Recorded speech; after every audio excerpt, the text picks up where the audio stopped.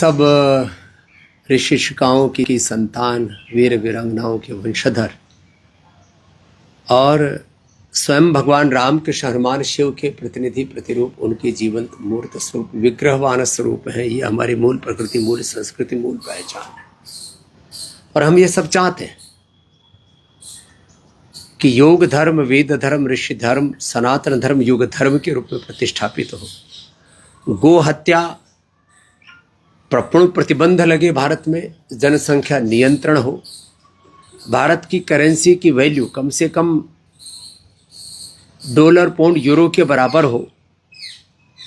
आखिर आज 1,90-95 का जो अंतर है, हम 100 रुपये कमाते हैं, उसकी वैल्यू 1 रुपये के बराबर, 75 पैसे के बराबर हो जाती है। ये क्यों? कारण ये है कि हमने अपने आप को गिरा दिया। हम गिरे तो रुपए भी गिरा, हमारी करेंसी की वैल्यू भी गिरी, हमारे पासपोर्ट की वैल्यू भी गिरी, हमारे धर्म की, संस्कृति की, संस्कारों के, रीति रिवाजों की, हमारे पर्व त्योहारों की, हमारे कैलेंडर की, हमारी काल गणना की, हमारे विरासत की, हमारे ऋषियों की धरोहर की, सब चीज़ों की वैल्यू गिर गई। और हम खुद भी अपने आचरण से गिर गए। और इसलिए आज मैं आपसे ये बात कर रहा हूं कि यदि हमें एक योजनाबद्ध तरीके से हमने काम नहीं किया तो आने वाले समय में खतरे, चुनौतियां और बढ़ जाएंगी। एक तरफ तो पूरे देश में घमासान मचा हुआ है, जाति, प्रांत, मजहब, भाषा के नाम पर आपस में ईर्ष्या, द्वेष, एक दूसरे से घृणा, नफरत, हिंसा, खून खराबा, और कई बार तो आमने सामने एक दूसरे के युद्ध की जैसी स्थिति में खड़े हो जाते। आखिर ये क्यों हो रहा है? हमारा सनातन धर्म तो सिखाता है कि वासुदेवा सर्वम, सिया राम है सब जग जाने, करो प्रणाम जोड़ी जुग पाने, वासुदेवा सर्वम ईशवा सिमदम सर्वम। तो कहीं ना कहीं चूक तो हुई है। अब ये जो सपने हैं हर एक भारतीय के, हम सब चाहते हैं कि भारत दोबारा से ऋषिशिकाओं का देश बने,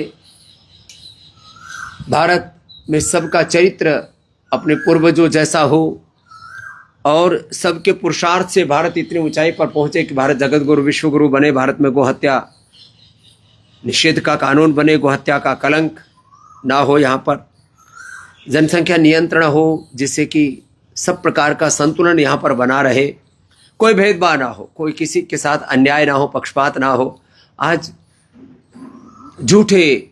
झूठी गर्वोक्ति, झूठे गौरव, झूठे स्वाभिमान, गर्व से कहो हम इस जात के हैं, उस जात के हैं, और एक दूसरे के साथ में हम बहुत ही एक जिसको कहते हैं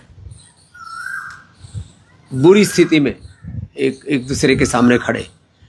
सब जाति वर्ग समुदाय के महापुरुषों ने अलग अलग कालखंड में, सतयुग, त्रेता, द्वापर, कलयुग से लेकर के अभी तक भी, चाहे वो भारत का आज से 100 साल पहले आज़ादी के संग्राम की बात हो, आज़ादी के पहले की बात हो, मैं तो देखता हूँ बहुत ही सरफेस पर बातें हो रही हैं। वैयक्तिक जीवन में लोगों का आचरण देखो, पारिवारिक जीवन देखो, सामाजिक जीवन देखो, धार्मिक जीवन देखो, राजनीतिक जीवन में इतना ज़्यादा मूल्यों का, आदर्शों का पतन हो गया है कि देख करके हंसी भी आती है, बहुत दुख भी होता है। और फिर भी अभी भी एक संकल्प जागृत है कि हम सब यदि प्रामाणिकता पूर्वक आगे बढ़ेंगे तो निश्चित रूप से हमें जो करना चाहिए वो हम आज भी कर पाएंगे, इतनी चुनौतियों के बाद भी।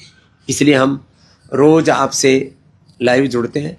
अब समय कम होता है, इसलिए कभी हम 5 मिनट के लिए, कभी 10 मिनट के लिए, और आप भी जो है सनातन धर्म को जो है आगे बढ़ाने के लिए अलग अलग तरह से हमें प्रयत्न करना पड़ेगा। अच्छा, हमें हमारे लोगों को कितना बहका दिया है। किसी ने मेरे को कमेंट किया कि स्वामी रामदेव और आरएसएस से ही सबसे ज़्यादा खतरा है सनातन धर्म को। लो भाई तुम्हारी मती मारी गई। हमारे ही लोगों को अपने ही लोगों के खिलाफ खड़ा कर दिया। किस तरह से हमारे मनों में जहर घोल दिया गया है साधु संतों के प्रति, अपने ही सनातन धर्म के प्रति, अपने पूर्वजों के प्रति, अपनी रीति नीति के प्रति। खैर ये तो कुछ की बात है। अब देखो, मैं देखता हूँ जो चलो विधर्मी हैं, जो योग आयुर्वेद के सनातन धर्म के विरोधी हैं, भारत के विरोधी हैं, अपनी शिक्षा चिकित्सा पद्धति के, अपनी शिक्षा पद्धति, अपनी चिकित्सा पद्धति, अपनी जीवन पद्धति के, अपनी ही रीति नीतियों के जो विरोधी है सो तो विरोधी है ही सो है, अपने ही लोगों को अपने खिलाफ कर दिया। अब हमारा जितना विरोध मुसलमान नहीं कर रहे, ईसाई नहीं कर रहे, कम्युनिस्ट नहीं कर रहे, उससे ज़्यादा विरोध अपने आप को आर्य समाजी कहने वाले, सनातन धर्मी कहने वाले, अपने आप को ब्राह्मण क्षत्रिय वैश्य कहने वाले, अपने आप को इस भारत भूमि का वासिंदा कहने वाले कि हम तो मूल निवासी हैं यहाँ के, अलग अलग तरह की सैकड़ों तरह के झूठे दंभ और जिसको कहेंगे कि ऐसी चीज़ें चल रही हैं, क्या क्या कहें। तो ज़रा आपको थोड़ा इंटरेस्टिंग कुछ बता देते हैं। एक तरफ तो चलो लोगों के अंदर अच्छी भावनाएं हैं, और मैं भी सोच रहा हूँ कि अभी कुछ दिनों तक आपके साथ फिर हम लाइव इंटरेक्शन भी और बढ़ाएंगे। तो एक दो बातें ये कह करके कि जो अपने भाई अपने से कुछ बोले ना, ब्राह्मण क्षत्रिय वैश्य शूद्र दलित आदिवासी वनवासी, आप दूसरे में एक दूसरे से बैर विरोध करें, बोले भाई पहले शत्रुबोध तो होना चाहिए, उनसे तो पहले निपट लो। आपस में कोई असहमति है उनसे तो बाद में निपट लेंगे। चारों तरफ शत्रुघात लगाए बैठे हैं और हम एक दूसरे से ही राग द्वेष ईर्षा, ये ठीक नहीं है।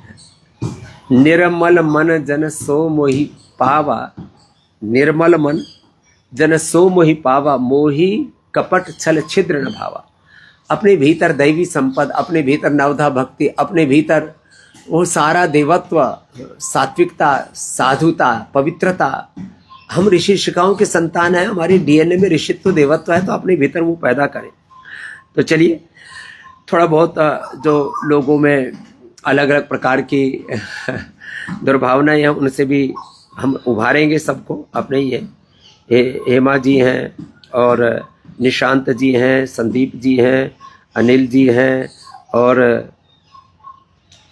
हमारे अलग अलग हमारे भाई बहन तनुजा जी और संजू जी और मेधा जी, सबके लिए हमारी शुभकामनाएं। देखो आप अभी इंटरेक्शन में प्रश्नोत्तर भी रखेंगे, लेकिन आपकी भावनाओं के लिए, आपकी श्रद्धा के लिए, विश्वास के लिए भी लक्ष्मी प्रसाद जी हैं, लक्ष्मी जी हैं, और जो है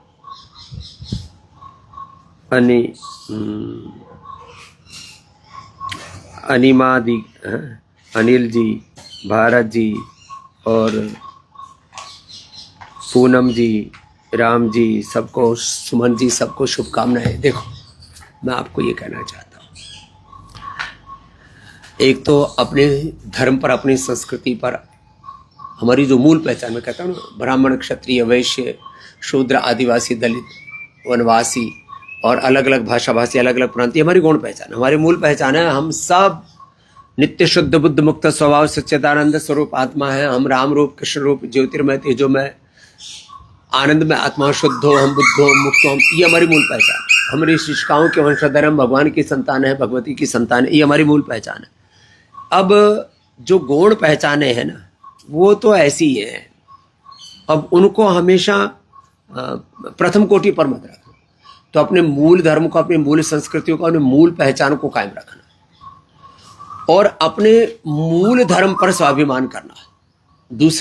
दूसरी जो बहुत ही महत्वपूर्ण बात है उसको भी जरा और सुनो कि अपने मूल धर्म, मूल प्रकृति, मूल संस्कृति पर गौरव करना सीखें, और साथ में ये भी शत्रुबोध, हमारे सनातन धर्म के मूल शत्रु कौन है उनका भी बोध होना चाहिए, और उन शत्रुओं से कैसे पार पाना, उन शत्रुओं को कैसे परास्त करना है, किसी का बुरा तो हम नहीं चाहते, लेकिन फिर भी अपने सामने जो शत्रु पक्ष है, जो चुनौतियां हैं, अपने सामने जो संकट हैं, राष्ट्र में कुछ संकट है, वैश्विक कुछ संकट है, कुछ वैयक्तिक पारिवारिक सामाजिक जीवन में संकट है, कुछ धार्मिक आध्यात्मिक जीवन में हमारे सामने संकट संघर्ष चुनौतियां हैं, कुछ आर्थिक राजनीतिक चुनौतियां, कुछ वैश्विक चुनौतियां हैं। सारी चुनौतियों से, सारे संकटों से, सारे संघर्षों से कैसे हमें पार पाना है और अपने कैसे इस शत्रु पक्ष से कैसे अपने आप को निपटना है, इसके बारे में हमें चिंतन करने चाहिए। आप यहाँ तो अपने घर में ही शत्रु, हम खुद ही एक दूसरे से शत्रुता कर बैठे। चलो कोई बात नहीं, तो अपने आप को उभारें। और अंत में ये कहता हुआ कि देखो अभी 21 जून को योग दिवस आ रहा है, अकेले योग ना करें। लास्ट आज की बात कह करके फिर थोड़ा आपसे और संवाद के क्रम को जितना हो सकेगा आगे इंटरेक्टिव वे में भी आगे बढ़ाएंगे। योग करें और कराएं। योग के मार्ग पर, वेद के मार्ग पर, धर्म के मार्ग पर, सनातन के मार्ग पर, स्वदेशी के मार्ग पर खुद चले, औरों को चलाएं। ये भाव चेतना भी आगे बढ़ गई ना, और एक व्यक्ति ने अपने साथ जो आपके आस पड़ोस में, घर परिवार में, रिश्तेदारी में जिसका जितना प्रभाव क्षेत्र है, एक के संपर्क में 10, 20, 50, 100 तो होते ही हैं।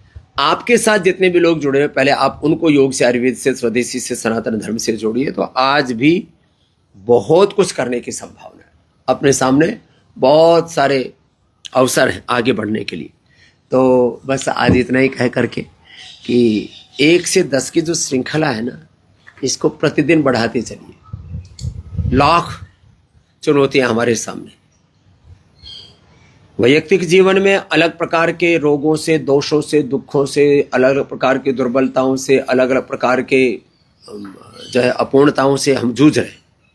वैयक्तिक, पारिवारिक, सामाजिक, आर्थिक, राजनीतिक जीवन में जितनी भी चुनौतियां और हमारे सामने वैश्विक चुनौतियां, उन सब पर भी हम विजय पालेंगे, बशर्ते हम पूर्ण उत्साह के साथ में आगे बढ़ें। और बस इसी संकल्प के साथ कि आज आपके कोई भी प्रश्न हो, आप लिख डालना। कल आपके उन प्रश्नों का भी समावेश कर लेंगे। और जितने भी भाई श्रद्धा भक्ति से हर दिन जुड़ते हैं, हजारों भाई बहन लाइक करते हैं, शेयर करते हैं, कमेंट करते हैं, इससे एंगेजमेंट बढ़ता है और एक पूरी सोशल मीडिया में अच्छा कंटेंट छाता है। देखो, जितना जिसका प्रचार प्रसार होगा उतना ही उसका विस्तार होगा, उतना ही अच्छी बातों से करोड़ों लोगों का उपकार होगा। तो इसमें आपकी जो एंगेजमेंट है, आपकी जो भागीदारी है, उसके पुनः आपको प्रणाम करता हुआ आज के अनुष्ठान को तो यही विराम दूंगा। कल आपके जो भी प्रश्न होंगे, कल उनका समावेश करके उनके उत्तर देते हुए भी आगे बढ़ेंगे। एक बार फिर से जो है अजय जी से लेकर के संदीप जी से लेकर के बहुत जल्दी मेरे सामने पूरा स्क्रॉल होता ही जा रहा है। सबका हृदय से धन्यवाद, कृतज्ञता। आप सब ने सहयोग किया, तभी तो हम 100 करोड़ से ज़्यादा लोगों तक योग, आयुर्वेद, स्वदेशी, सनातन धर्म को लेकर के आगे बढ़ सके। 200 करोड़ से ज़्यादा लोगों तक योग, आयुर्वेद, स्वदेशी और सनातन का संदेश हम पहुंचा सके। उसके लिए भगवान ने हमें निमित्त बनाया, यंत्र बनाया, हमें इस रूप में आगे बढ़ाया कि इतनी बड़ी सेवा हम भगवान के अनुग्रह से, गुरुओं की कृपा से, आप सबके सहयोग और आशीर्वाद से कर पाए। सभी को धन्यवाद, प्रणाम, नमस्ते।